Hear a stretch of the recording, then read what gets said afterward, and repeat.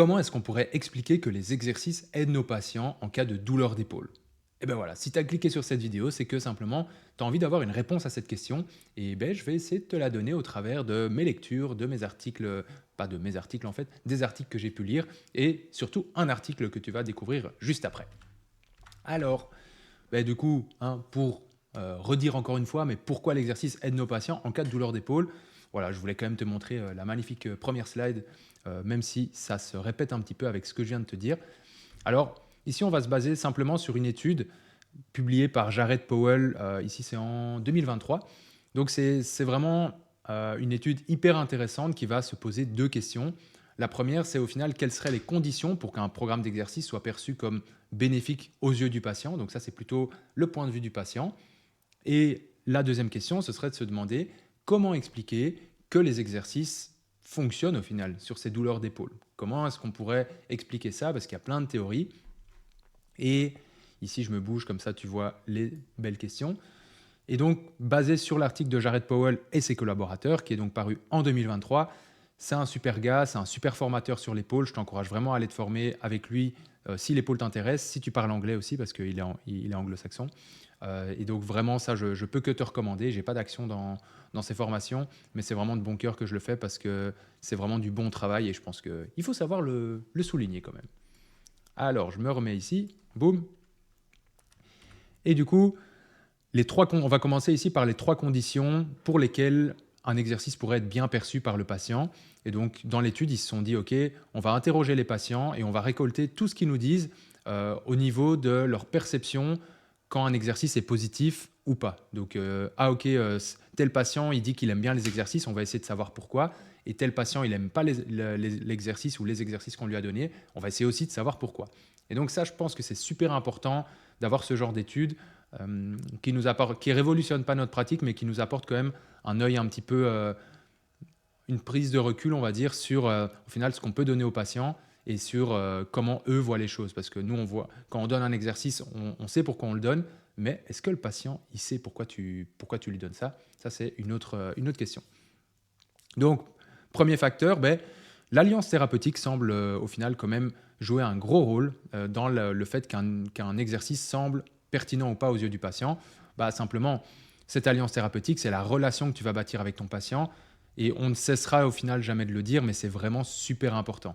Hyper important, c'est super bateau, je sais, tu l'as entendu sûrement dans tes cours, moi aussi, et je te le redis aujourd'hui, mais vraiment, tu peux donner la meilleure prise en charge du monde si tu n'as pas d'alliance thérapeutique avec ton patient, c'est-à-dire si tu n'as pas cette confiance, cette empathie mutuelle, etc., ben en fait, ça fonctionnera quasi jamais. Moi, j'ai déjà eu des patients avec qui j'ai donné le traitement le plus EBP que tu puisses imaginer, donc le plus basé sur la science, tout ça, vraiment carré, mais il n'y avait pas cette alliance thérapeutique, et donc ça a mené vers un semi-échec ou un échec thérapeutique, et c'est pas grave, ça arrive. Je pense qu'on ne peut pas bâtir une alliance thérapeutique hyper solide avec tous les patients.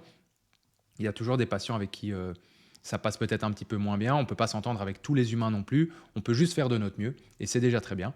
Mais donc voilà, cette alliance thérapeutique, dis-toi bien, si la relation que tu bâtis avec ton patient n'est pas basée sur la confiance, sur l'empathie et sur la réassurance, donc vraiment le rassurer, ben, en fait, tu vas pour moi droit dans le mur ou en tout cas, tu te mets une sacrée épine dans le pied et au final, c'est pas super pratique quand même pour la suite. Donc vraiment, hyper important. En plus, si cette alliance, je vais y arriver, si cette alliance, elle n'est pas là, et ben, au final, le patient fera beaucoup moins. Dis-toi bien, en fait, je m'interromps tout seul. Tu vois, j'arrive m'interrompre tout seul, je suis assez fort. En gros, si ton patient ne te fait pas confiance, il fera encore moins confiance aux exercices que tu lui donnes et c'est un cercle vicieux. Il ne les fera pas, du coup, il ne va pas avancer, etc., etc. Ça nous mène ici au deuxième truc, au deuxième truc, au deuxième critère, à la deuxième condition, c'est individualiser le programme. Encore une fois, je sais, c'est bateau, c'est bateau, c'est bateau, mais c'est hyper important en fait. C'est pour ça qu'on le répète beaucoup. C'est parce que on croit toujours en plus qu'individualiser, c'est complexifier les choses, mais c'est pas spécialement ça. C'est juste partir de l'histoire du patient, des objectifs que lui-même se met avant tout, avant que toi tu lui en fixes, il faut que lui s'en fixe aussi. Retourner au sport, savoir refaire, je sais pas moi, des marches avec sa femme, savoir jardiner, savoir faire son café le matin. C'est des tout petits trucs, savoir porter le landau du bébé dans la voiture le matin. Ça déjà, c'est des super objectifs et c'est sur ça que tu vas devoir vraiment individualiser ta prise en charge plus que il faut qu'il récupère tel niveau de force, etc. Ça, pour moi, c'est secondaire. Ici, c'est vraiment parler de tu prends l'objectif du patient et puis tu le décomposes. Si, je sais pas, son objectif, c'est de faire, j'invente, un squat avec 120 kilos, et ben, tu décomposes ça, tu te demandes, OK, de quoi est-ce qu'il a besoin pour arriver à ça. Tu vas pas passer d'une situation où il sait plus squatter du tout à 120 kilos. Tu vas devoir passer par des étapes intermédiaires. OK, déjà savoir squatter sans douleur, et si ça va pas, déjà savoir squatter à 90 degrés sans douleur, et cetera, et cetera. Bref, je suis pas là pour faire un cours sur, on va dire le on va dire le bilan, et cetera, mais c'est juste pour t'expliquer un peu, l'idée qui me vient comme ça aussi. Et du coup, individualiser le traitement, c'est aussi montrer au patient que tu l'as écouté indirectement. Donc dis-toi bien que si le patient, il te raconte toute son histoire, il te raconte ses objectifs, ses machins, ses buts dans la vie, tous ses déboires, et cetera, et qu'en fin de compte, tu lui sors 3 exercices méga génériques, qui plus est sans lui expliquer pourquoi, mais voilà, et qu'il a déjà vu probablement sur YouTube, et ben, si tu lui expliques pas bien les choses ou si c'est vraiment trop générique par rapport à sa situation, il va juste se dire: «OK, le mec, en fait, il m'a pas écouté et c'est dommage», et du coup, là, tu perds aussi sa confiance et ça revient, en fait, à l'alliance thérapeutique. C'est délétère aussi. Donc tous ces facteurs que je vais te citer, toutes ces conditions, elles s'entremêlent un petit peu toutes entre elles et c'est ça qui est compliqué au final. C'est que, faut essayer d'assurer un peu sur tous les plans et je le reconnais, c'est pas évident. Mais du coup, voilà, individualiser la prise en charge, c'est super important. Et, et donc voilà, j'allais dire encore autre chose, mais ça viendra après. Et troisième condition, c'est les résultats. Alors, c'est facile à dire, mais il faut absolument que tu aies des résultats périodiques au moins avec le patient. Pourquoi? Simplement parce que le patient, lui, il vient pour aller mieux. Tu peux donner le meilleur exercice que tu veux, le meilleur programme d'exercice que tu veux, basé sur la meilleure étude que tu veux. Ça fait beaucoup que tu veux. Et ben en fait, si tu n'as pas de résultat, le patient va se lasser, il va se dire mais en fait ça sert à rien. A contrario, si tu donnes un exercice et que le patient n'est pas super convaincu, eh bien même s'il n'est pas super convaincu, mais qu'il y a quand même des résultats, il va devenir convaincu par le truc. Tu vois, donc ça va très bien dans un sens et pas super bien dans l'autre. Donc c'est vraiment avoir des résultats périodiques, que ce soit au niveau de la force, au niveau de l'amplitude articulaire, que ce soit au niveau de la douleur. Il y a plein de facteurs. Par exemple, un patient qui va se sentir plus fort avec les séances qu'il fait avec toi, eh bien ça c'est quelque chose qui va être hyper puissant pour lui et qui va vraiment lui donner confiance dans l'efficacité des exercices. Idem pour les amplitudes articulaires. Si en première séance, il lève jusque-là et que séance d'après, enfin pas séance d'après, mais quelques séances après, il arrive à lever hyper haut, eh bien, c'est aussi des marqueurs qui vont vraiment catalyser la confiance qu'il a dans les exercices, tout simplement. Donc voilà, alliance thérapeutique. euh, donc, donc, alliance thérapeutique individualise, ou en tout cas individualité du traitement et de la prise en charge basée sur les objectifs et les buts du patient avant tout, que tu auras récolté à l'anamnèse, évidemment, parce que tout bon kiné fait une anamnèse, ou toute bonne kiné fait une anamnèse, et aussi avoir des résultats périodiques. Mais en soi, si tu as une bonne alliance thérapeutique et que tu individualises ta prise en charge, on va dire, tu catalyses déjà les potentiels résultats que tu pourrais avoir et tu favorises leur apparition. Et du coup, les 2 premières conditions, pour moi, favorisent la troisième. Donc, c'est un peu un cercle vertueux, si je peux dire ça comme ça. Du coup, on a vu les 3 conditions. Alliance thérapeutique, individualiser le traitement et les résultats. Assez bateau, mais hyper important. Et on le voit encore une fois, c'est pour ça que ce type d'études sont faites. C'est pour se rappeler que c'est pas si bateau que ça, parce que au final, il y a beaucoup de manquements à ça. Je pense notamment à parfois des praticiens qui voient plusieurs patients à la fois, peut-être 4-5 patients à la fois. Je ne pense pas qu'on puisse bâtir une alliance thérapeutique aussi forte avec ce mode de fonctionnement, ni individualiser autant le traitement que ça par ce fonctionnement. Et du coup, les résultats, par contre, je suis convaincu que ces thérapeutes ont également des résultats, sinon ça se saurait davantage et ils n'auraient plus personne. Mais je pense par contre qu'avoir une alliance thérapeutique et individualiser les prises en charge permettent au moins d'aller soit plus rapidement dans les résultats, ou en tout cas que ce soit moins aléatoire. Parce que tu vas le voir après, finalement, les bénéfices dus aux exercices, ce n'est pas toujours super spécifique. Et donc, bah, tu peux faire presque parfois... En fait, il y a des patients, honnêtement, c'est un peu un sujet sensible, je pense, mais il y a des patients avec qui tu pourrais très bien te dire, tu fais parfois presque un peu n'importe quoi, et en fait, tu auras quand même des résultats parce qu'il y a l'évolution naturelle de la pathologie. C'est un patient qui, de base, était destiné à aller mieux, et quoi que tu aies fait auparavant, ça finit par aller mieux. Mais si tu penses comme ça, bah alors en fait, il n'y a même plus besoin de faire kiné. Tu donnes juste un squat à tout le monde et puis tu attends 3 mois et tu espères que la guérison naturelle fera son effet. Mais c'est pour te donner le raisonnement par l'absurde. Donc, c'est pour dire que pour moi, c'est aussi pour ça qu'on se bat en se disant voilà, éviter de prendre trop de patients à la fois, ben parce que ça baisse la qualité du soin malgré tout.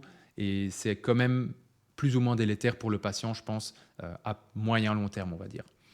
Du coup, on va passer à la prochaine slide parce que là, j'ai beaucoup parlé sur celle-ci et je t'avais toujours promis un format court, donc je vais essayer de tenir ma promesse. Deuxième question. Pourquoi l'exercice fonctionne ? Pourquoi l'exercice fonctionne ? Tu vois que j'ai fait presque la même posture que le mec en arrière-plan.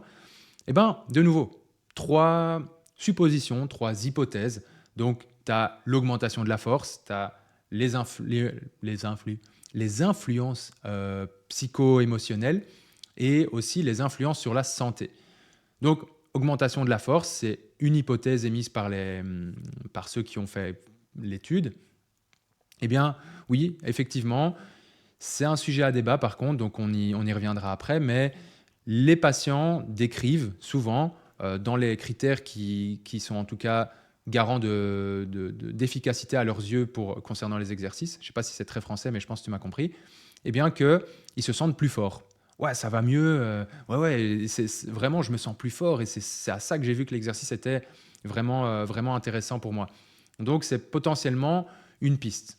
Et un deuxième facteur, eh bien, ça va être l'influence psycho-émotionnelle. Donc en fait, un exercice donné va non seulement avoir un effet sur les structures, donc musculo-tendineuses, etc., mais ça, on le sait déjà, mais également, le but, c'est aussi d'agir sur tout ce qui est kinésiophobie, redonner confiance dans l'épaule, simplement en fait, parce que le patient, jusqu'à preuve du contraire, quand il a une douleur, il est quand même persuadé qu'il y a un dégât dans le corps, à part s'il a lu des ressources à ce sujet pour un peu s'informer, mais ce n'est pas le cas de tout le monde et on ne peut pas leur en vouloir, hein, ce n'est pas leur métier non plus. Et les informations sont encore très éparses sur Internet, on trouve encore de tout. Donc il faut encore de la chance en tant que patient de tomber sur la bonne ressource qui nous informe de la bonne façon. Parce qu'on trouve encore sur Internet énormément de bullshit, si je peux dire ça comme ça, à ce propos. Donc ça va l'aider en fait à prendre conscience que oui, une douleur c'est OK et que ça ne veut pas spécialement dire un dégât dans le corps. Parce qu'en fait, il peut avoir mal même pendant un petit peu l'exercice, et après, ça peut même aller mieux, ou ça ne va pas spécialement d'office s'empirer après.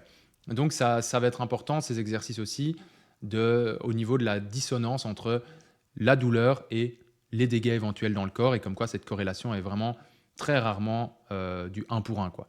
Donc ça, c'est aussi un mécanisme présupposé, donc c'est cette influence-là qui pourrait, au final, expliquer que l'exercice possède des effets très très bénéfiques sur le patient. Et donc là, au final, que tu donnes un exercice A ou B, l'effet sera très large. Et donc, c'est là qu'entre au final l'individualisation des exercices comme étant un facteur clé.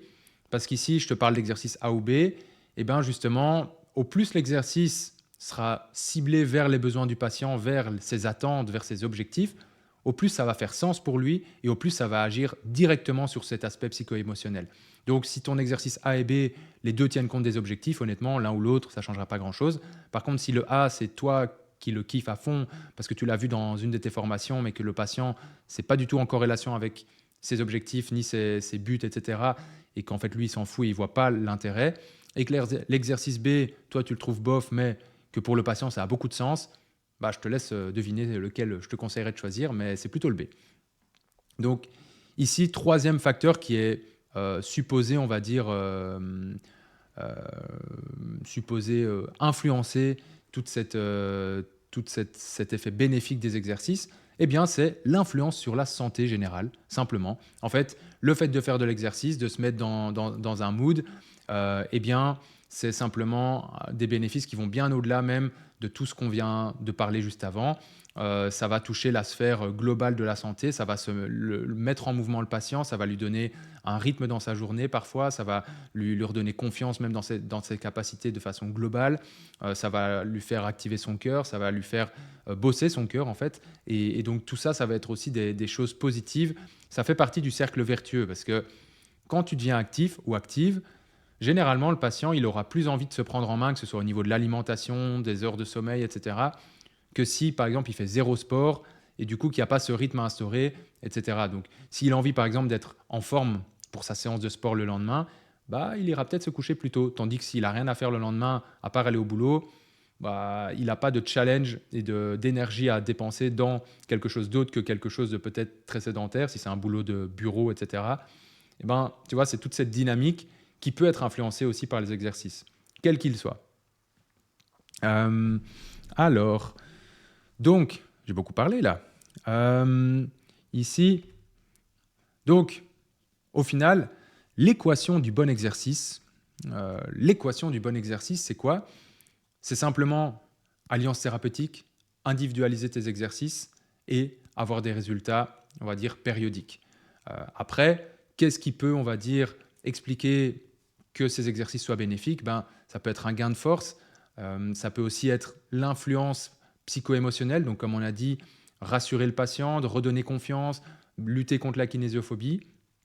Et enfin, ben, le troisième facteur qui suggère le pourquoi du comment de l'effet de ces exercices, eh bien, c'est l'effet sur la santé générale, qui est au final, tu mets le patient dans un cercle vertueux, dans sa santé, on va dire. Et donc, c'est faire de l'exercice pour... en fait, c'est bouger pour amener le mouvement. Et au plus tu bouges, au plus tu as envie de bouger. Et au plus tu bouges et que tu as envie de bouger, au plus tu te sens fier de toi, au plus tu as envie de te prendre en main, etc. etc., etc. Bref, tu as compris un petit peu le message derrière ça, je pense. Et tout ça, mis ensemble, eh bien, tu aboutis potentiellement, pas chez tout le monde, mais potentiellement, à une diminution de la douleur, à un retour vers les activités générales, on va dire, ou les activités qui tiennent à cœur de ton patient, donc un retour vers les objectifs de ton patient. Et ici, on ne voit pas, je vais m'enlever tout de suite. Hop. Hop, voilà.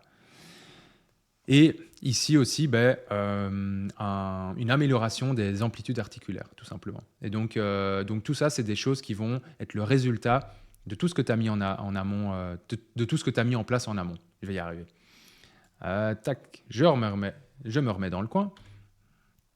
Et donc, par contre, il faut quand même discuter un petit peu. Donc là, c'est la dernière slide. Ici, ben, j'ai parlé de gain de force. Alors, il faut savoir que le gain de force n'est pas gage dans la littérature actuelle d'amélioration clinique. Donc en gros, c'est pas parce que ton patient gagne de la force musculaire qu'il va aller mieux. Donc c'est pas parce qu'il gagne de la force musculaire qu'il va aller mieux, et c'est pas parce qu'il va mieux qu'il a gagné de la force musculaire. Donc du coup, là tu te dis bon, ok, qu'est-ce qu'il me raconte? Ben, en fait, c'est simplement qu'on attribue souvent les bénéfices d'une intervention au résultat de la force, parce que la force, c'est quelque chose qui parle à tout le monde, même aux patients et à nous aussi. On sort le dynamo, on mesure, etc. Mais il faut bien se dire que les résultats de l'intervention que tu proposes, les résultats des exercices que tu mets en place, ne peuvent pas se limiter uniquement à « ok, il a gagné de la force ou pas ». Et il y a des gens qui ont mal à l'épaule et qui auront gagné de la force au travers de la prise en charge. Il y a des gens qui n'auront plus du tout mal à l'épaule et qui n'auront pas gagné vraiment... allez, ils auront peut-être gagné 1 kg de force et encore. Et donc, ça, c'est une première chose, c'est vraiment de se dire que c'est encore très éparse dans la littérature, la corrélation entre gain de force et bénéfice clinique. C'est pas grave en soi, mais il faut quand même le tenir en compte pour pas ne tenir compte uniquement de ça et se focus que là-dessus et vraiment avoir une œillère que sur la force. Il n'y a pas que ça qui compte, loin de là. Et donc voilà, c'est bien de mesurer la force, je le fais personnellement, je trouve ça très intéressant, mais c'est absolument pas le facteur primaire. Il faut aussi se baser sur les amplitudes articulaires et surtout sur le ressenti du patient. Ce qui compte au final, c'est que ton patient aille mieux, que sa fonction s'améliore. Dès l'instant où ça s'améliore et que le patient sait tout refaire comme avant, c'est OK. Après, si on parle de sportifs de haut niveau et qu'on commence à parler vraiment d'index de symétrie, donc c'est-à-dire comparer la force droite-gauche et essayer de revoir cette symétrie, là, on sort un petit peu du cadre de cette vidéo. Ici, je parle vraiment plus de façon générale, comme quoi, ben voilà, la force n'est pas non plus le saint Graal sur lequel il faut tout baser. Donc voilà, ça c'est hyper important et je voulais quand même en toucher un mot. Ici, il y a aussi un concept, donc le concept de violation des attentes. Donc le mot est un petit peu violent, mais c'est comme ça qu'il est traduit littéralement. C'est quoi? C'est simplement l'exercice que tu donneras au patient sera d'autant mieux perçu si tu arrives à lui faire quelque chose dont il ne se pensait pas capable. Ça va?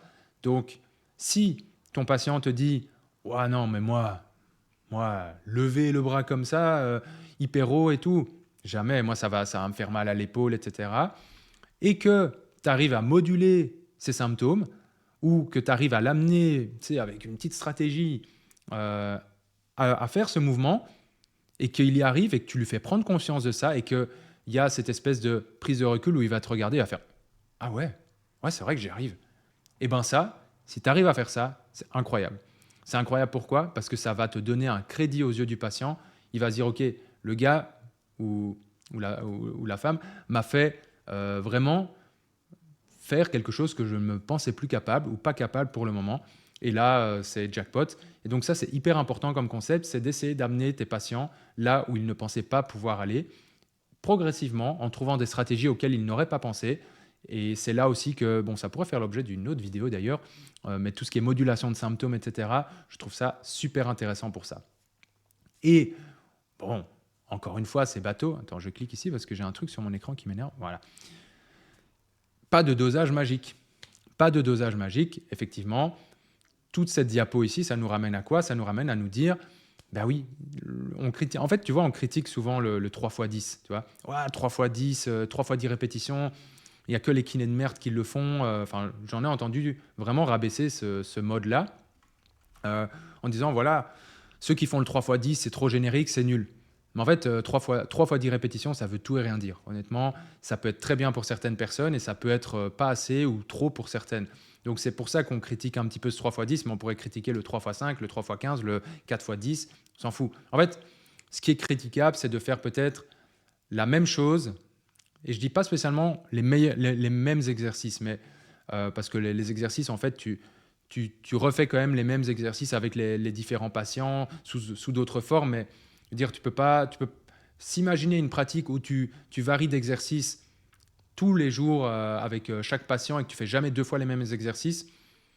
C'est possible, mais pour moi, c'est pas spécialement utile et c'est un peu illusoire quand même. Donc ici, je pense que ce qui est souvent critiqué sur les réseaux, c'est de faire la même chose avec tout le monde, mais à tout niveau. Donc, ce n'est pas seulement au niveau de l'exercice, c'est aussi au niveau de l'intensité, du volume, etc. Et là, effectivement, c'est critiquable parce que pas tout le monde a besoin, pas tout le monde a besoin de faire du 3x10 à 70% de la rep max. Pas tout le monde a besoin de vraiment aller chercher à l'échec. Pas tout le monde a besoin de travailler de l'explosivité, etc. Donc en fait, il faut vraiment tenir compte du profil du patient en face de toi et te dire à partir de là, OK, qu'est-ce qu'il a besoin pour arriver là où il veut. Et surtout, ne pas... Bon, moi, je l'ai beaucoup fait, sans le vouloir, et j'essaie de pas le faire, de moins le faire, de moins en moins en tout cas, de pas projeter sur ton patient les envies que tu aurais envie qu'il atteigne. C'est-à-dire quoi? C'est pas super français, mais bon, tu commences à être habitué. Parfois, je sors des trucs pas très français, mais ça veut quand même un peu dire quelque chose si tu y réfléchis, je pense. C'est simplement, j'avais tendance personnellement au début j'avais un patient et je me mettais des objectifs avec lui sans tellement tenir compte des siens. Donc il me le disait, mais moi je voulais l'amener, je voulais qu'il soit capable de sauter sur des box de 60 cm, de 70 cm, de 90 cm, parce que c'était cool et parce que c'était un patient sportif et que les sportifs ils devaient pouvoir faire ça. Eh bien oui et non, en fait ça dépend des objectifs du patient et je vois parfois des patients sédentaires à qui on oblige de faire des trucs explosifs, etc. Alors c'est cool, ça leur fait peut-être prendre confiance dans leurs capacités, mais techniquement, ils n'en ont pas besoin souvent. En tout cas, ce n'est pas dans leurs objectifs. Et surtout, si un patient sédentaire te dit « moi, mon rêve, c'est de sauter sur une box de 60 cm », ok, là, on arrête la discussion, tu vas tout faire pour l'y amener. Mais si lui, il s'en fout, il n'y a rien de pire, je pense, de projeter tes attentes sur le patient et de vouloir l'amener là où, en fait, lui, il s'en fout d'aller. Et donc, voilà, ça, c'est un petit aparté, mais je pense que c'est important parce qu'en fait, ça permet de rester quand même focus sur les objectifs et les attentes du patient, d'où l'importance de l'anamnèse. Donc voilà, la boucle est bouclée, j'ai parlé de l'anamnèse au début, j'en reparle maintenant, mais c'est vraiment hyper important l'anamnèse. Tu auras énormément d'éléments cliniques dedans, tu auras énormément de trames, de fils rouges que tu pourras prendre en compte pour ta rééducation avec le patient. Et c'est clairement là que se joue une grosse partie de l'écoute et de l'alliance thérapeutique que tu vas pouvoir mettre en place après. Si tu n'écoutes pas à l'anamnèse, si tu n'es pas attentif, si tu parles plus que ce que ton patient ne te parle, bah, tu vas louper des infos et le patient va croire ou va se dire bon, en fait, le kiné ou la kiné, pas super intéressé par moi, je pense. Et tu vas louper un petit truc et c'est juste dommage parce qu'en fait, ça te fait passer à côté d'une partie de la relation thérapeutique qui est, on le rappelle, hyper importante. Donc voilà, ici voilà, j'ai envie de te dire, ben, ça conclut un petit peu ce petit épisode sur pourquoi l'exercice pourrait aider nos patients en cas de douleur d'épaule. Comme j'ai dit, ça peut s'extrapoler à beaucoup de problématiques musculo-squelettiques selon moi, mais ici, ben voilà, on reste dans les cadres. Ça a été une étude sur l'épaule, on va rester sur l'épaule. Donc voilà, je te remercie déjà pour ton soutien. Si tu as aimé la vidéo, comme d'habitude, bah, n'hésite pas, petit like, petit partage, tu t'abonnes éventuellement, ce serait incroyable. Et, euh, et puis voilà, objectif, quand je publierai cette vidéo, bon, comme tous les youtubeurs qui se respectent, je tourne plusieurs vidéos à l'avance. Donc celle-ci, je ne sais pas exactement quand est-ce qu'elle va, elle va sortir, on va dire. Mais voilà, l'objectif que j'ai aujourd'hui en tournant cette vidéo, c'est d'atteindre un jour les 1000 abonnés. Ce serait incroyable. On va commencer comme ça. Sur Insta, on est à plus que ça. Et donc, je me dis, pourquoi pas sur YouTube? Pourquoi est-ce qu'on ne pourrait pas monter aussi? Et voilà, dans les rêves le plus fou, 10 000, pourquoi pas? Et puis on verra, mais on va commencer par 1000, voire même 100. Voire même 100 abonnés, ce serait déjà incroyable. Et puis, bon, si j'ai déjà 100 abonnés quand je sors cette vidéo, je suis dans la merde parce que du coup, je devrais faire un cut. Mais non, je ne ferai même pas de cut, comme ça, tu verras que vraiment, je suis parti de zéro et que j'ai aucun stress par rapport à ça, mais ça me ferait plaisir évidemment parce que les abonnements, c'est quand même quelque chose qui témoigne de votre soutien. Et donc voilà, c'est un de nos premiers témoins, entre guillemets, du soutien et de l'appréciation de notre travail. Donc voilà, tu peux aussi commenter la vidéo éventuellement, non seulement pour la faire rentrer dans l'algorithme, mais aussi pour poser des questions ou si tu n'es pas d'accord, etc., etc. Ou si j'ai dit de la merde, t'hésites pas, ça va? Allez, ben écoute, je te souhaite une très belle journée et je te dis à très très très bien. Oula, attends, on la refait. Et je te dis à très très bientôt. Ciao.